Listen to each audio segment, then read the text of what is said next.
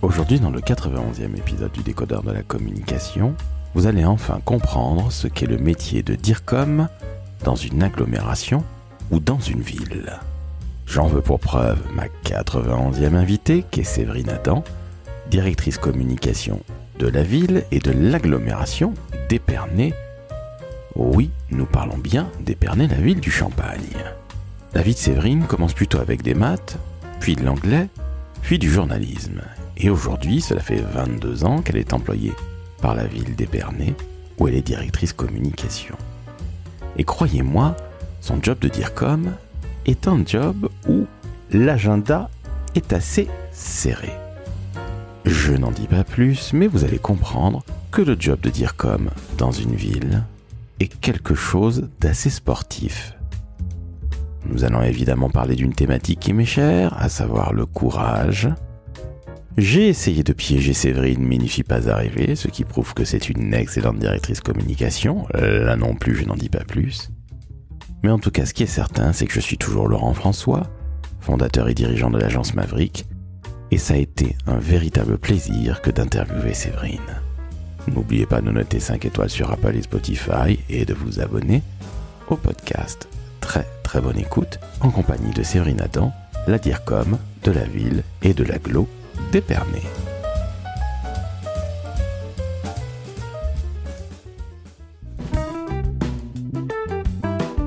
Le Décodeur de la communication, un podcast de l'agence Maverick.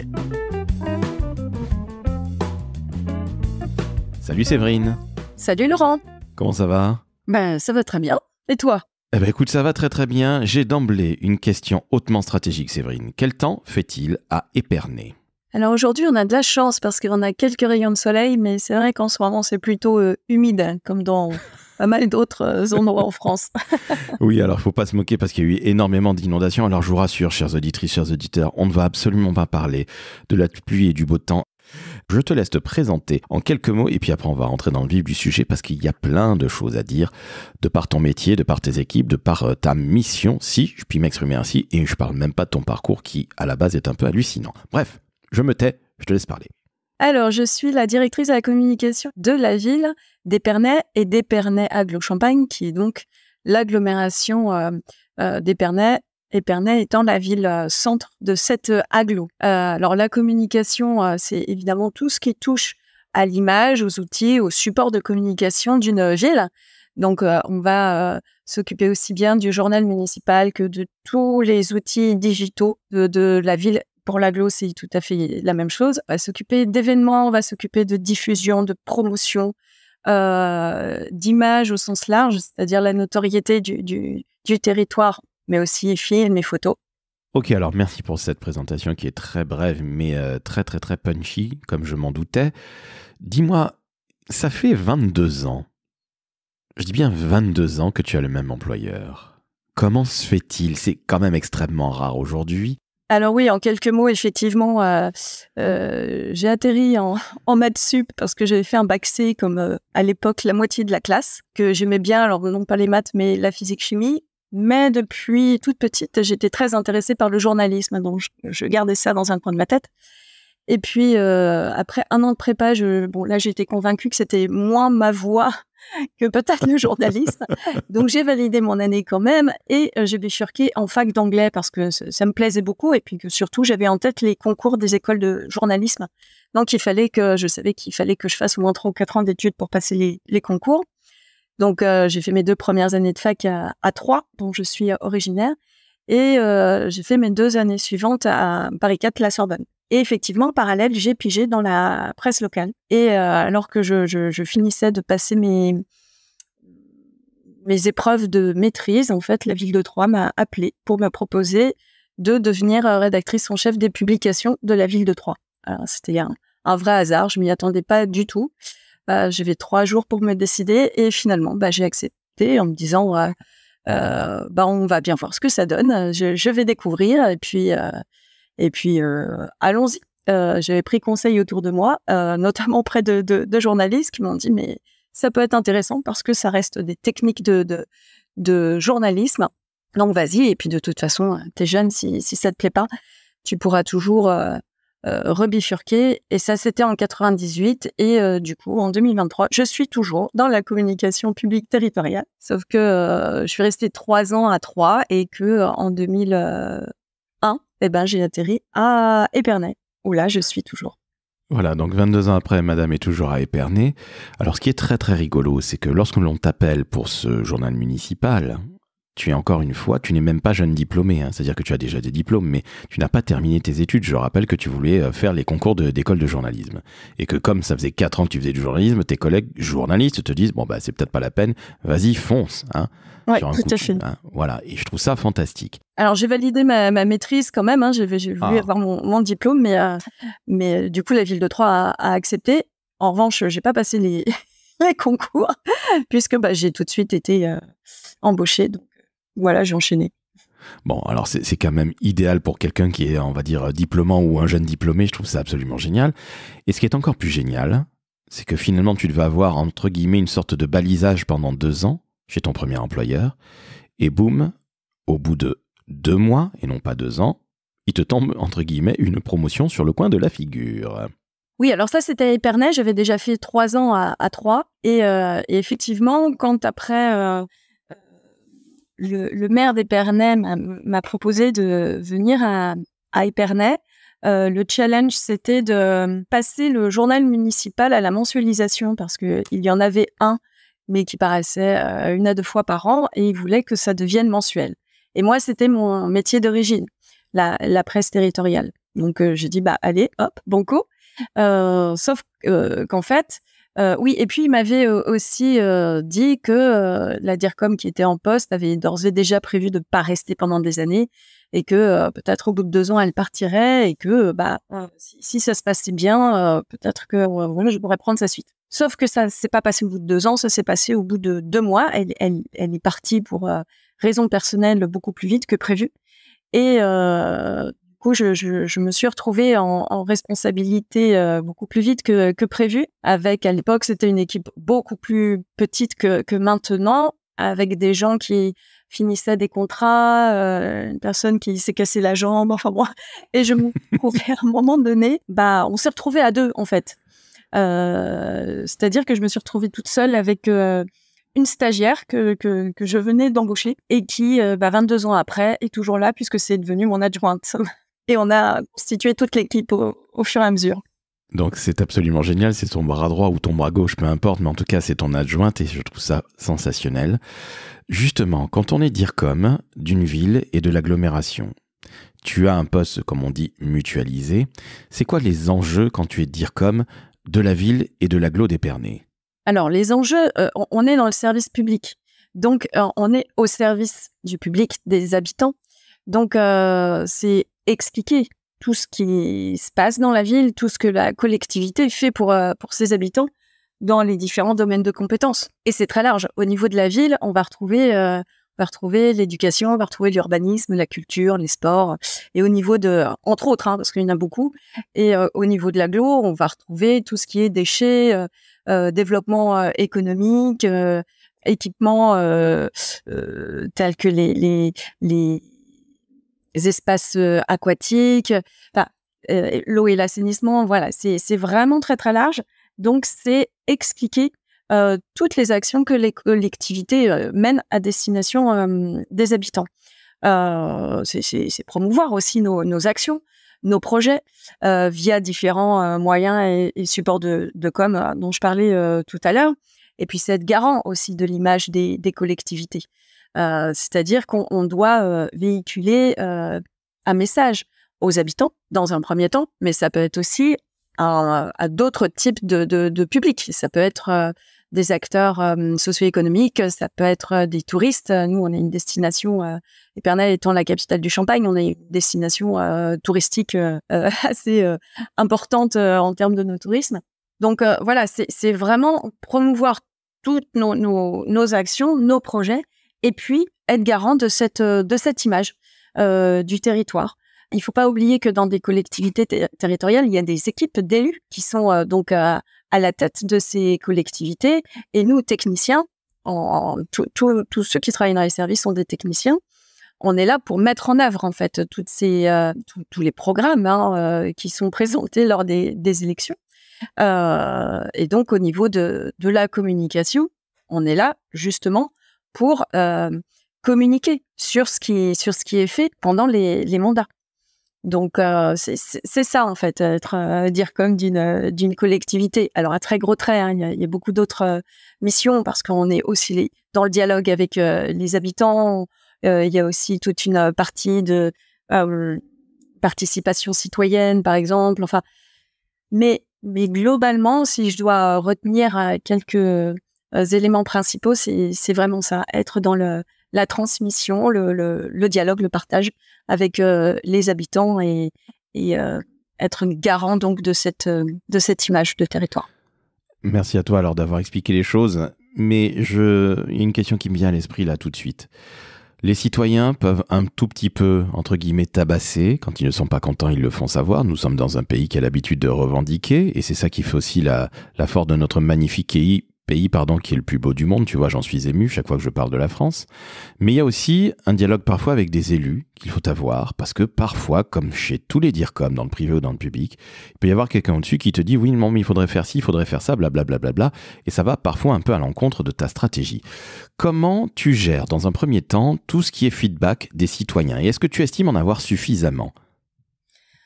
Alors, on en a et on en a sans doute plus qu'avant, puisqu'on est quand même maintenant dans une communication qui est beaucoup plus horizontale qu'il y a quelques années, où c'était beaucoup plus vertical et descendant.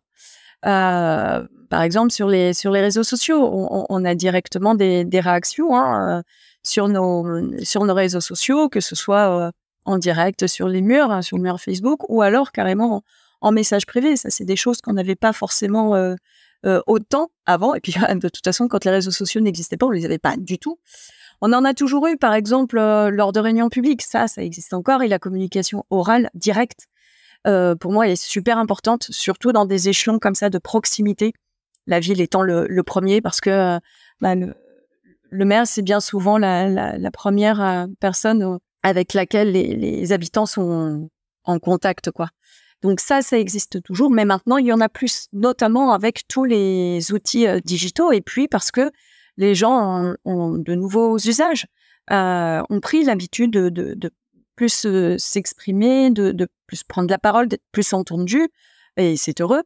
Et du coup, oui, on a des feedbacks, et on a parfois des choses toutes simples qui nous arrivent. Par exemple, quand journal municipal n'a pas été distribué, on a des gens qui nous appellent pour savoir pourquoi ils n'ont pas eu le journal municipal, par exemple. Donc, ce qui prouve quand même qu'il est attendu, qu'il est lu.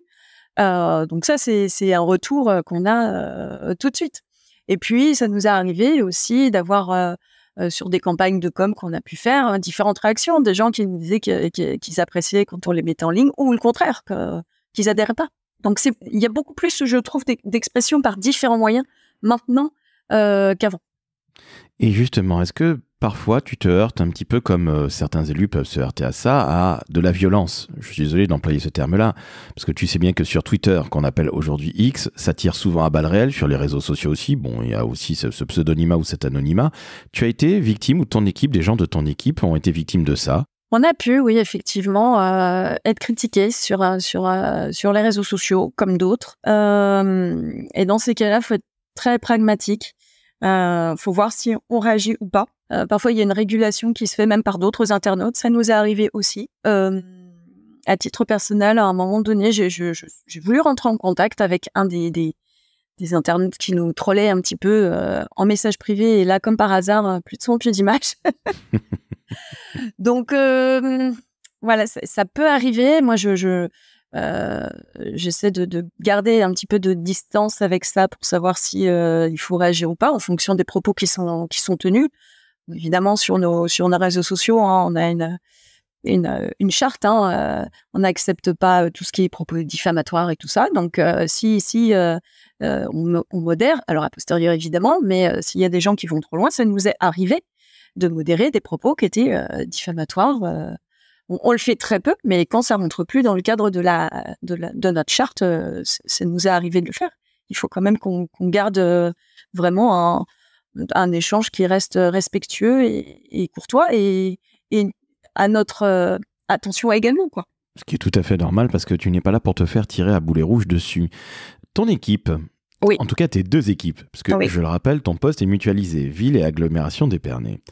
Ton équipe à la ville, c'est je crois 7 personnes, si je ne dis pas de bêtises, Oui. c'est bien ça ? 7 personnes en m'incluant, puisque moi, mon poste est basé à la ville, là, effectivement. Entendu. Alors, c'est qui compose ton équipe à la ville et puis celle de l'agglo, c'est 4 personnes. Donc, est-ce que tu peux nous dire un petit peu les différents profils que tu as ? Alors, on a effectivement différents profils qui correspondent à différents types de métiers. Mon adjointe, par exemple, s'occupe beaucoup des médias. Et les médias, c'est aussi bien relations de presse que tout ce qui est achat de publicité. Donc ça, elle le fait au quotidien, mais pas que. Elle fait aussi de la rédaction, de l'événementiel, de la diffusion d'infos, par exemple. On a également un collègue qui est journaliste territorial, donc qui, lui, s'occupe vraiment de notre mensuel. C'est un 32 pages tous les mois quand même. Donc, il est tout seul à le rédiger, il y a du boulot. Et il s'occupe de tout ce qui va autour, l'appel d'offres qui va avec, les relations avec des prestataires extérieurs. J'ai également 2 collègues qui sont graphistes, donc ils font la communication visuelle, publication, plaquettes, création de visuels déclinés en affiches, voilà, toute la communication visuelle. J'ai évidemment une collègue en charge de toute la com digitale. Bien sûr. Et un collègue en charge de tout ce qui est événementiel et promotionnel. À cela s'ajoute donc le 7e poste et comme moi mutualisé, notre collègue qui est photographe vidéaste, mais aussi bien pour la ville que pour l'agglo. Ça, c'est pour la ville. Et pour l'agglo, je les oublie pas. Donc, c'est une équipe qui est un peu plus restreinte. Donc, on est plus sur des collègues qui vont être référents des autres services. Donc, j'ai 2 chargés de com qui, eux, vont s'occuper de différents domaines de compétences de l'agglo. Et chacun étant assez polyvalent, l'un ayant plus d'appétence pour tout ce qui est écrit, l'autre pour le digital. Nous avons un collègue qui est en charge de la communication graphique et digitale, et donc notre collègue photographe vidéaste. Entendu. Alors maintenant, c'est beaucoup plus clair. J'ai une question comme ça, encore une fois, qui me vient sans réfléchir. Une ville, et je ne parle pas de l'agglo bien évidemment, mais les deux, on va mettre les deux dans le même panier entre guillemets. On va mutualiser ce panier. Une ville et une agglo, c'est énormément de sujets de communication chaque année. Comment ça se passe ? Est-ce que tu définis les priorités ? Comment ça passe très concrètement ? Parce que tu as tous les jours quelque chose à sortir, si je ne m'abuse. Avec une équipe de 11 personnes en tout, ça fait énormément de monde. Hein. C'est une très belle petite agence, hein, soyons très clairs. Comment ça se passe ? Comment tu fais les priorités ? Et puis comment tu gères tout ça en tant que DIRCOM ? Alors, les priorités, elles sont données, comme je disais tout à l'heure, par l'équipe municipale. En fait, comme on est là pour accompagner tous les projets et les actions menées par les collectivités, on communique sur les différentes actions de chaque domaine de compétences. On est d'accord. Mais justement, petite question. Quand tu vas voir les gens régulièrement, ils viennent te voir en disant « Tiens, Séverine, on va faire ci, ça, ça et ça dans les mois qui viennent. » Bon, il doit y avoir des marronniers, entre guillemets, des choses assez récurrentes. Mais comment ça se passe très, très concrètement ? Parce que j'imagine en effet que c'est le politique qui donne le ton. Mais comment ça se passe ? Explique-nous, parce que j'aimerais bien qu'on soit vraiment dans les coulisses, non pas politiques, mais les coulisses de la DIRCOM à laquelle, qui va devoir travailler sur tel ou tel sujet. Ça se passe comment ? Il y a des réunions ? C'est quoi ? Oui, tout à fait. En fait, par exemple, au moment de l'élaboration budgétaire, là, chaque service fait des propositions en lien évidemment avec son élu de secteur, de projet pour l'année. Et nous, à la com, on est forcément en lien avec tous ces services-là. Nous-mêmes, à la com, on a nos propres dossiers de com. Je parlais du journal municipal, ça, c'est entièrement fait à la com. Toute la gestion de nos outils digitaux, sites et réseaux sociaux, c'est fait chez nous. Donc ça, c'est notre quotidien, c'est notre courant. On a un outil qui est essentiel pour tout communicant, c'est le rétroplanning, et on fait des calendriers déjà de nos plans de charge avec nos dossiers propres de communication, les événements qu'on gère, tous les bouclages de nos différentes publications, en sachant qu'au quotidien, on a de la presse à gérer, que ça, le matin, quand on arrive, on ne sait pas forcément quelle demande presse on va avoir à gérer. Et à côté de ça, on a donc la com des autres services, des autres délégations à assurer. Et ça, on a déjà un grand canevas au moment de l'élaboration budgétaire et puis des arbitrages, surtout budgétaires, quand on sait quels projets vont être retenus. Et à partir de là, on va mettre tout ça aussi dans un grand calendrier. Et puis, on fait les plans de com qui sont rattachés à chaque gros dossier, gros projet. Et charge à nous de mettre tout ça en musique, aussi bien les projets des autres services que les nôtres, pour que ça s'inscrive tout au long de l'année dans un calendrier. Et puis, moi, j'ai donc une supervision globale de tout ça, et en fonction, encore une fois, des grandes priorités municipales, on va donner plus l'accent sur tel ou tel projet. Ça sera un peu plus détaillé. En général, on aura sans doute aussi un petit budget com, peut-être publicité pour telle action, alors qu'il y en aura une autre qui sera peut-être un peu plus récurrente, où là, on utilisera seulement nos propres outils de com. Voilà, nous, après, on jongle avec tous nos outils à disposition, les moyens qui sont attribués pour tel ou tel projet, et puis on déroule comme ça tout au long de l'année. Mais c'est pas épuisant, parce que ce que tu es en train de me dire, évidemment, alors merci d'avoir été aussi transparente, hein, c'est tout à ton honneur. Je t'ai posé une question très béotienne volontairement pour que les gens comprennent bien. Par exemple, tous les jeunes qui nous écoutent, qui sont en école de communication et qui se disent, bon, je pense pas nécessairement à la com municipale ou à la com publique, pardon, et il faut bien comprendre qu'une ville, c'est comme une marque, hein, soyons très très clairs là-dessus. Oui. Tout à fait. Et en plus, Épernay, mais on va parler évidemment d'Épernay puisque c'est la capitale du champagne. Tu as évoqué le no-tourisme. Il y a plein de choses à évoquer, mais c'est quand même, pardonne-moi, Séverine, c'est épuisant. Il y a 1 milliard de trucs à faire chaque année. Ouais, mais c'est passionnant. Je suis d'accord, heureusement d'ailleurs. Mais c'est combien d'actions de communication? Si tu devais me parler d'outils chaque année, je sais pas, je dis n'importe quoi volontairement. Tu sors combien d'affiches, combien de com sur les réseaux sociaux? Est-ce que tu as déjà fait ne serait-ce que l'inventaire de tout ça? Oui, on a quelques chiffres comme ça. On fait par exemple à la ville plus de 1000 posts par an. On traite plus de 600 demandes presse. Là, on fait de plus en plus. J'ai pas de chiffres précis en termes de photos et de vidéos, parce qu'on en fait de plus en plus quand même. Donc ça s'accélère. Mais on a une photothèque qui a été montée par notre collègue qui est arrivé en 2018. Maintenant, qui est composé de plusieurs dizaines de milliers de photos, par exemple, qui sont toutes triées, indexées, classées. Et on fait plusieurs dizaines de vidéos par an, maintenant, alors qu'elle est toute seule sur l'ensemble du territoire. Ça fait quand même 47 communes. Donc voilà, je parlais du journal municipal. C'est 32 pages quand même tous les mois, et qu'il faut rédiger. Donc oui, ça peut vite atteindre des chiffres comme ça, mais en même temps, c'est pas toujours significatif, dans le sens où parfois on va passer beaucoup de temps sur la création d'un plan de com particulier, sur un visuel, et une autre fois on déclinera juste une affiche. Donc on peut pas être comptable comme ça de chaque outil de com, parce que chacun est différent quand même. Bien sûr, je comprends. Effectivement, il y a des choses qui sortent tous les jours. Ça, c'est sûr. Donc allez, je vais employer un gros mot, c'est un très très gros studio que la ville d'Épernay en termes de communication, et bien évidemment l'agglo, que je n'oublie absolument pas. Mais comme dans toutes les collectivités territoriales, alors avec des moyens plus ou moins développés, mais c'est souvent méconnu, la communication territoriale, alors que y en a beaucoup qui, comme chez nous, travaillent un peu comme des agences, avec différents métiers, différents profils au sein des équipes, et puis qui traitent d'une multitude de sujets, et qui ont voilà, on a un terrain de jeu super sympa à l'échelle d'un territoire, avec des tas d'outils à notre disposition. On fait aussi bien de l'écrit que du visuel, que du digital, que de l'image, que de l'événementiel. Enfin, c'est hyper varié, quoi. Mais c'est ça, comme tu le disais, qui est absolument passionnant, qui doit être parfois un petit peu harassant, il faut pas non plus se mentir. Et puis, d'ailleurs, les métiers de la com sont des métiers où parfois on est amené à bosser énormément, et des fois c'est un petit peu plus cool. Et d'ailleurs, comme dans tous les métiers, hein, donc n'allons pas nous flageller. Mais tiens, je voudrais parler de la communication avec les élus. Je m'explique.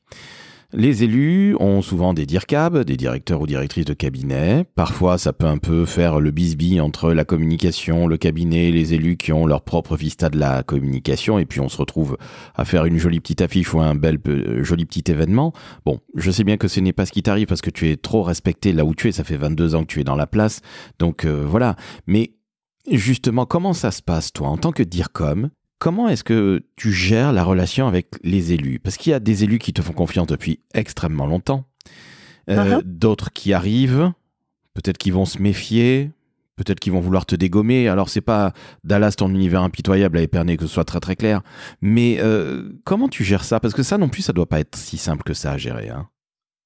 Oui, alors c'est sûr que la différence par rapport au privé, c'est qu'effectivement, il y a des élus dans une collectivité, donc il y a une hiérarchie comme partout, administrative, mais à côté, il y a des élus.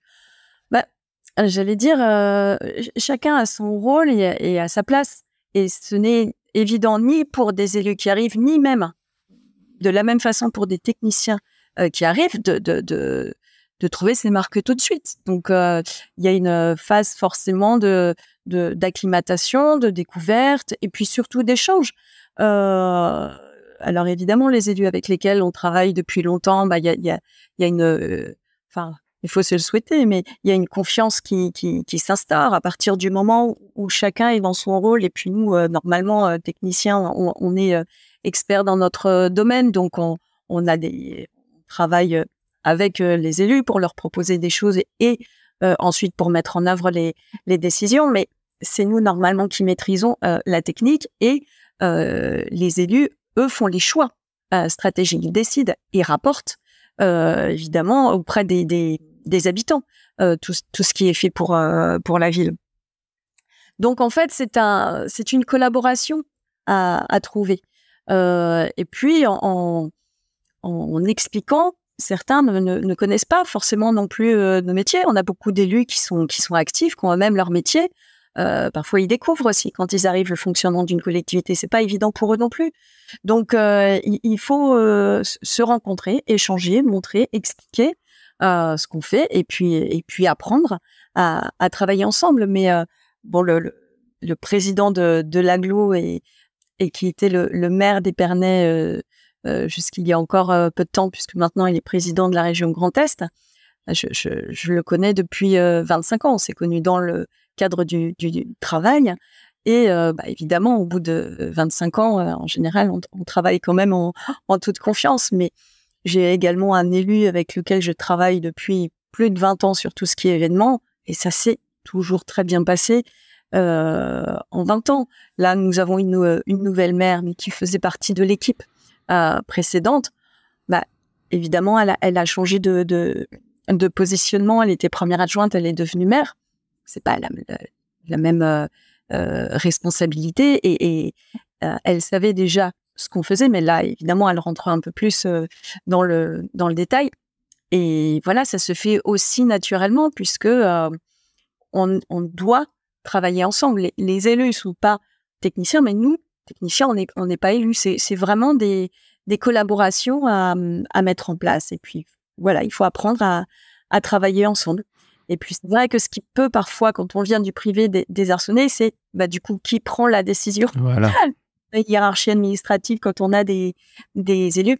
Une fois qu'on est dedans, c'est très clair. Les décisions vraiment stratégiques, politiques, ce sont les élus. Ils ont d'ailleurs été élus pour ça.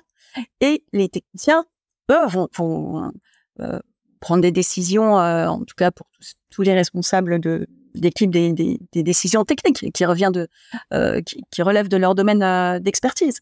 Mais les décisions vraiment structurantes, là, ce sont les élus qui vont les prendre. On est d'accord. Alors ça, c'est entre guillemets un peu dans le meilleur des mondes, mais souvent, tu le sais bien, nos métiers de communication, où qu'on se trouve, qu'on soit en agence, qu'on soit dans le privé, qu'on soit dans le public, il y a toujours plein de gens qui ont l'habitude, ou en tout cas qui font de la communication depuis qu'ils sont tout jeunes, depuis qu'ils sont nés carrément, et qui ont toujours leur vista de la com. Et c'est assez pénible. Alors je dis pas que c'est le cas dans les collectivités territoriales, en aucun cas, mais je pense que ça doit être parfois un petit peu compliqué. Mais il semblerait que ça se fasse plutôt bien finalement avec tes élus, Séverine. Oui, mais c'est vrai que comme partout, mais là, c'est pas propre aux collectivités territoriales, comme tu le dis, Tout le monde fait de la com et c'est assez facile de penser que hop, c'est facile de prendre une photo, de poster un petit truc sur Internet. Mais non, en fait, tout le monde n'est pas photographe et il faut un œil, il faut comprendre ce qu'on veut faire passer par l'image. Et puis poster quelque chose en ligne, derrière, ça veut dire que ça s'intègre quand même dans une stratégie éditoriale numérique. Alors c'est des grands mots, mais ça veut dire que c'est réfléchi. On va pas poster n'importe quoi, n'importe comment sur n'importe quel réseau pour dire n'importe quoi non plus avec n'importe quelle photo. Enfin, c'est quelque chose qui doit s'insérer en plus largement dans une stratégie de communication. Je parlais tout à l'heure d'image de la collectivité. Si on fait un post qui est à côté de la plaque avec une image pour laquelle on n'a pas les droits, on peut vite déraper en termes d'image. Et nous, on est garant de ça. Donc, il faut s'assurer du bon message, de la bonne information, de la bonne icono. Donc, non, c'est un métier, la com. Comme la com est un métier, comme dit Frédéric Fougerat. Mais c'est un métier qui, pour certains, reste quelque chose, ou paraît quelque chose de facile. Mais non, il y a de la technicité derrière, il y a de la réflexion, il y a de la stratégie. Donc non, c'est pas si évident que ça si on veut faire une communication utile, pédagogique et efficace. Ça s'apprend. On est tout à fait d'accord, toi et moi, et tu fais bien de citer Fred qui dit à chaque fois la com est un vrai métier. Oui, la com est un métier, et c'est bizarrement dans les périodes de crise qu'on s'aperçoit que c'est un vrai métier, la communication, et pas simplement faire une jolie affiche ou un super événement avec de jolies hôtesses. Je repasse sur la communication et justement la communication numérique. C'est une question qui est un peu piège, je te le dis par avance, Séverine, et qui est aussi un petit jugement péremptoire de ma part, je l'assume totalement. Est-ce que tu ne penses pas que la communication publique, digitale, est un peu faiblarde ? Je suis sincèrement désolé d'être aussi hardcore, mais je trouve que c'est d'une faiblesse. Quand je vois les débats sur X Twitter, avec des DIRCOM qui vont dire il faut faire ci, il faut faire ça, je trouve ça, pardonne-moi, moi qui regarde ça avec mes yeux de mec d'agence, d'entrepreneur, et plutôt un mec tourné vers le privé, je trouve que c'est d'une faiblesse absolue, ça n'a aucun intérêt. C'est brutal, mais j'assume. Qu'est-ce que tu penses, toi, de la qualité de la communication digitale ? Combien tu donnerais sur 20 ? Alors évidemment, toi, c'est ton kiff, évidemment, donc il n'y a aucun souci. Et moi, tu as vu, je suis sur un jugement volontairement péremptoire. Évidemment, on ne fait pas que de sales choses, que ce soit très clair. Et j'ai beaucoup d'amour pour la communication publique. Mais je trouve quand même, je vais être un peu brutal, que c'est pas vraiment la Ligue des Champions.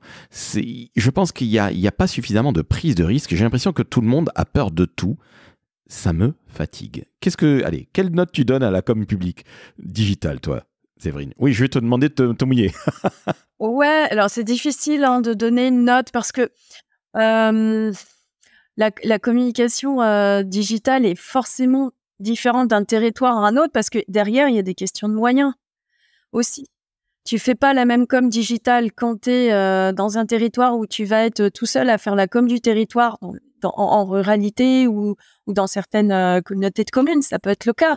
Il y a des toutes petites équipes et c'est un peu des couteaux suisses, les chargés de com. Dans ces cas-là, il faut qu'ils fassent du digital, de l'écrit, du visuel. Enfin bon, et forcément, dans ces cas-là, il va y avoir moins de présence. Alors moi, j'aime pas trop utiliser le mot faiblesse parce qu'on est dans le jugement de valeur et c'est difficile justement de juger quand on ne sait pas derrière quels sont les moyens en fait attribués à ça.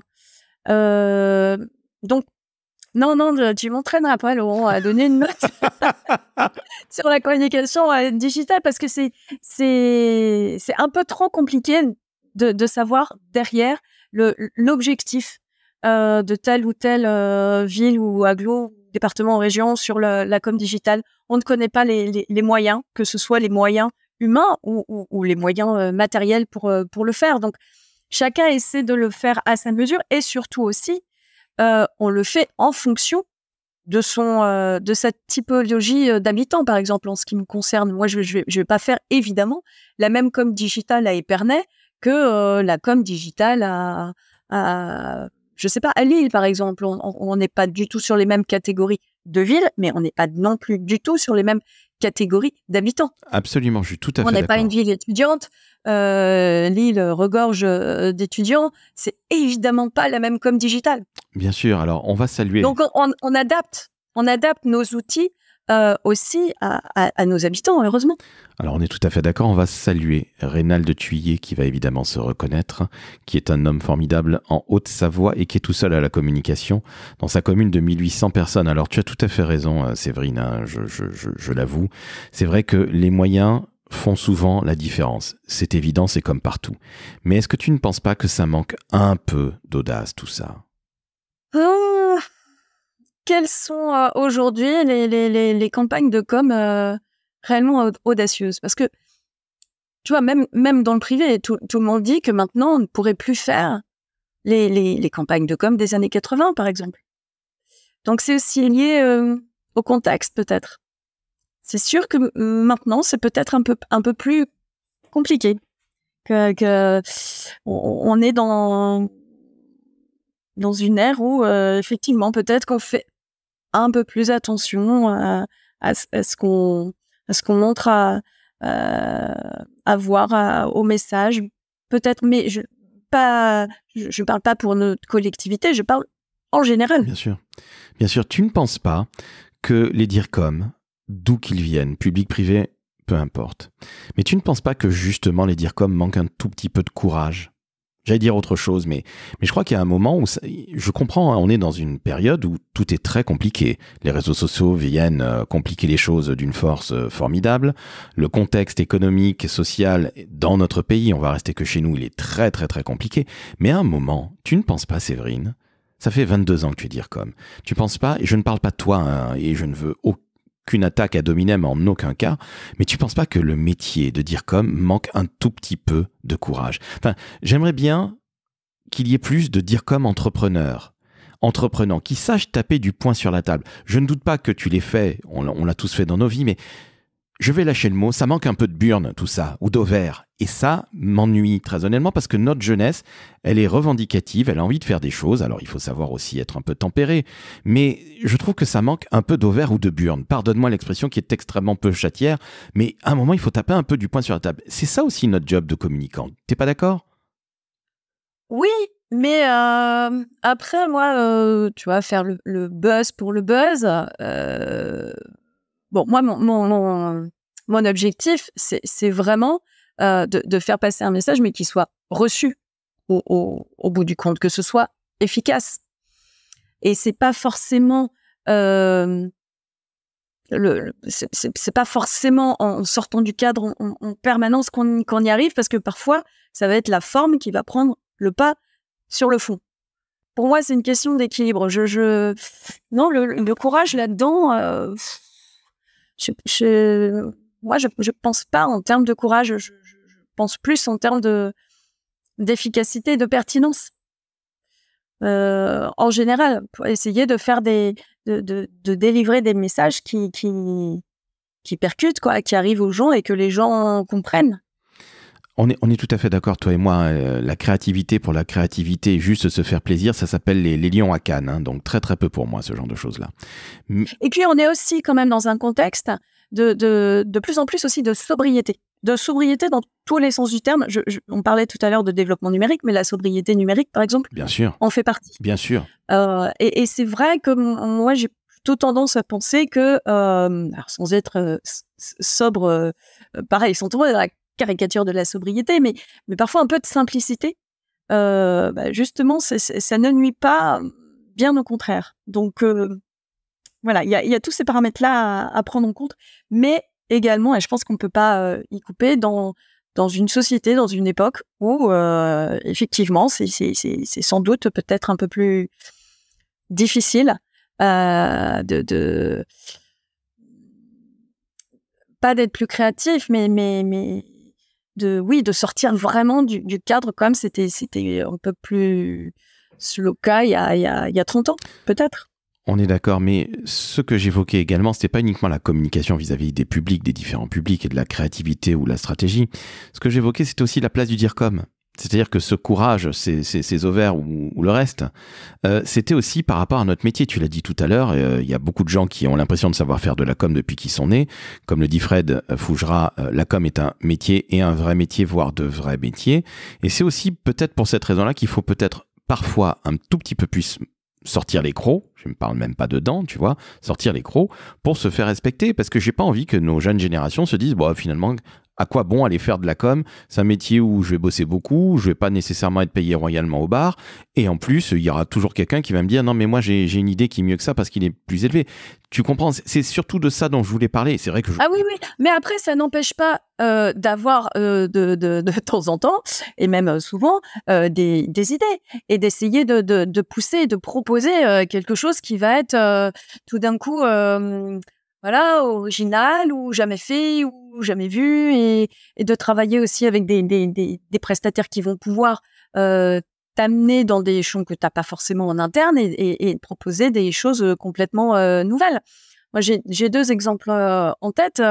Au sortir du confinement, on a on n'avait pas le droit de faire d'événements, de choses comme ça, mais on avait quand même dans l'idée de quand même faire revenir un petit peu les gens, parce que c'était un petit peu morne pleine partout, et d'attirer l'attention. Et chacun essayait, toutes les collectivités essayaient de trouver des trucs pour faire revenir les touristes, pour faire sortir les gens et tout ça. Donc, il fallait trouver quelque chose d'original. Et à Épernay, on a un ballon captif, comme le ballon Generali à Paris, en plein centre-ville. Et donc, on a fait un concert.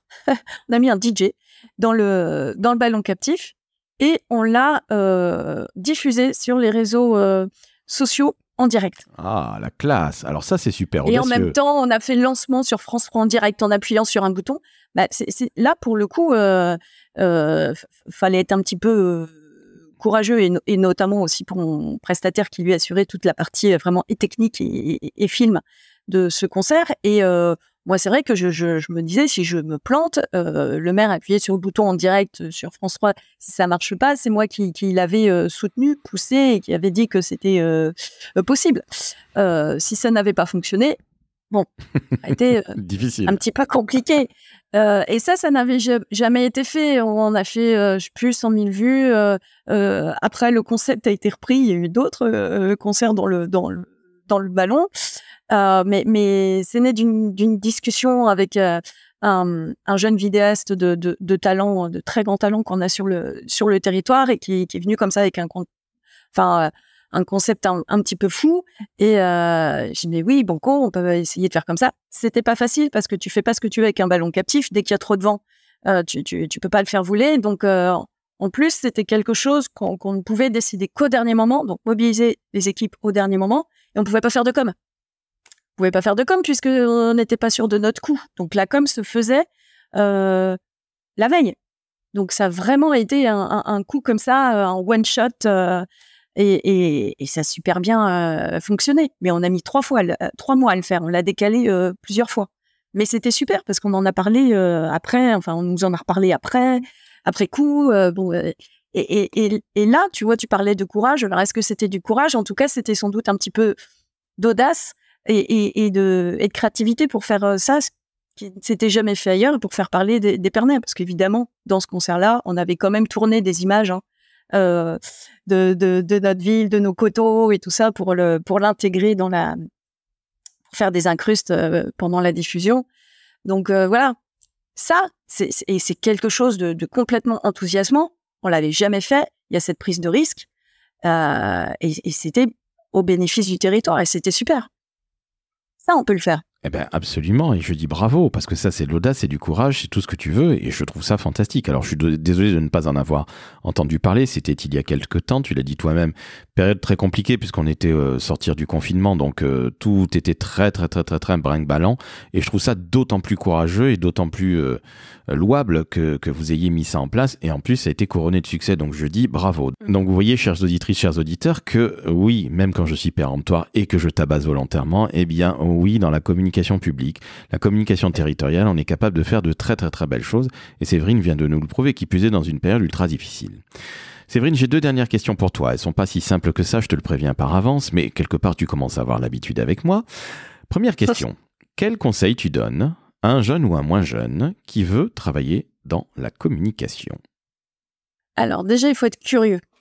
Pour moi, la curiosité, c'est une qualité essentielle dans le domaine de la communication. Il faut essayer de s'intéresser à plein de choses, ouvrir ses yeux, ses oreilles. Alors moi, je suis une passionnée aussi de l'info depuis toute petite, donc je suis toujours en train de lire, d'écouter, de regarder, parce qu'il faut quand même se constituer sa culture générale, son bagage culturel, pour être capable de communiquer sur des secteurs quand même très différents. Donc, il faut un minimum quand même de culture générale.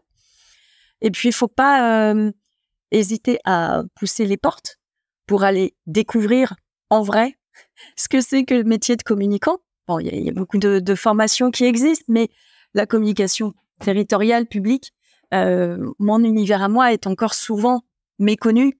On enseigne beaucoup la communication qui relève plus du privé, la communication territoriale et communication publique. Il y a encore un petit peu de boulot à faire pour vraiment expliquer nos métiers et tout l'intérêt qu'on a de travailler dans la communication publique au service des habitants, dans des rapports qui sont non mercantiles aussi. Ça, c'est la grosse différence avec le domaine du privé. Et moi, je trouve ça génial. Vraiment, notre premier public et nos premiers retours, ça vient des gens. Il n'y a pas de rapport marchand. Donc, voilà. Et le sens de nos métiers, ça rejoint ce que je viens de dire sur le service public. On travaille au service du public, pour les gens. Donc, ça, je trouve ça aussi formidable. Donc, voilà, la curiosité, la volonté aussi de faire des choses différentes tous les jours. Parfois, on arrive le matin et on va traiter, je parlais de relations presse tout à l'heure, on va traiter une demande presse. On ne savait pas le matin qu'on allait avoir à travailler sur ce sujet-là.